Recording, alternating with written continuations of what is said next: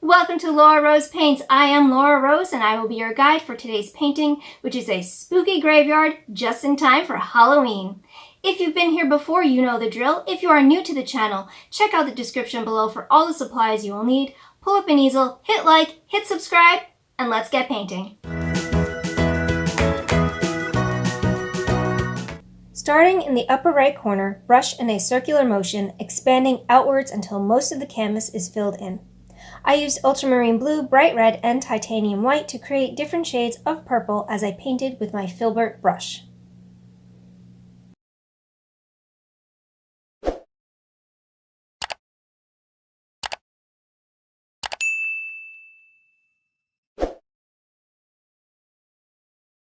Once the background is dry, drag a diagonal line across the bottom third of the canvas to create a hill. Fill in the space underneath. I used a mix of mostly white with a hint of burnt sienna and ultramarine blue for a pale silvery gray color. Continue adding hills to the bottom of your painting, mixing more blue and sienna into your white for a darker hill each time. You may also add red if you would like a purple hill.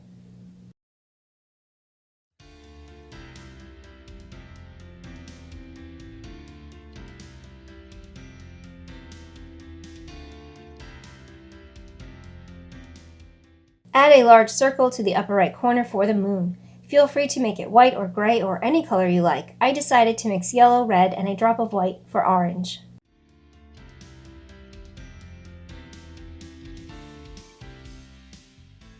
At this point, you may want to take a dry break. Go ahead, swap out your paper towels, get a fresh cup of paint water, and if you are inclined to post progress pics to Instagram, you can tag me at Laura Rose Paints.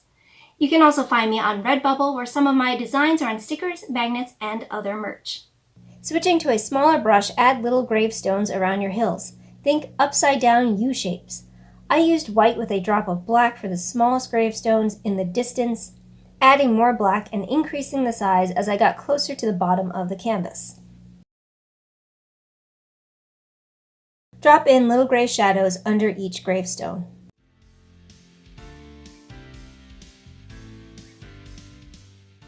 While that's drying, feel free to touch up the moon or add a glow by lightly brushing watered-down white paint around the moon's circumference.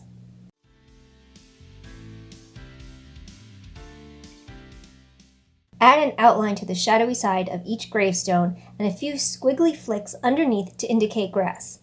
This may be done with a skinny round brush and black paint or a fine-tipped artist's pen.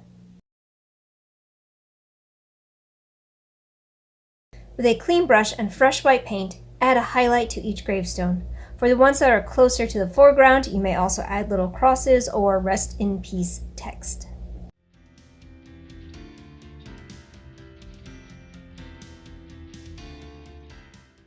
Still using the skinny round brush, add your squiggly branches across the sky, apply more pressure to the base of the branches and less along the ends.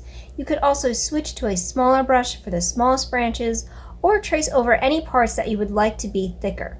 Twist and wiggle your brush and try not to think about it too much. The more imprecise your brush strokes are, the spookier your branches will be.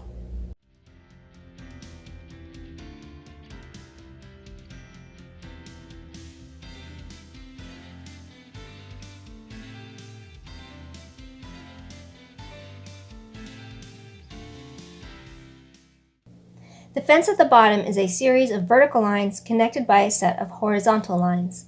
Don't worry about making them straight. Crooked, uneven fences definitely add to the spooky atmosphere.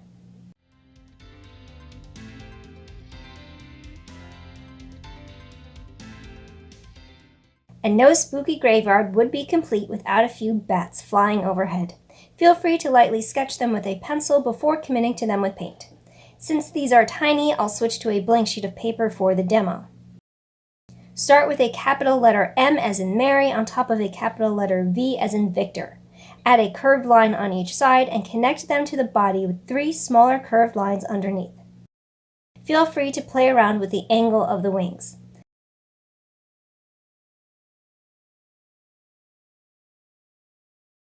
It may look a little odd at first, but once you fill it in, it will look like the silhouette of a bat.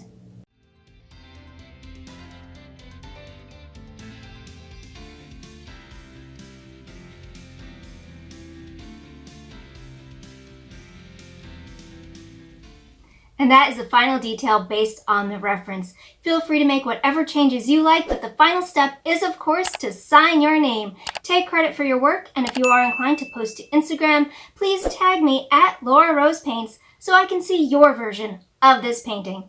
Thank you for joining me. I hope you will consider subscribing if you haven't done so already. And until next time, happy painting!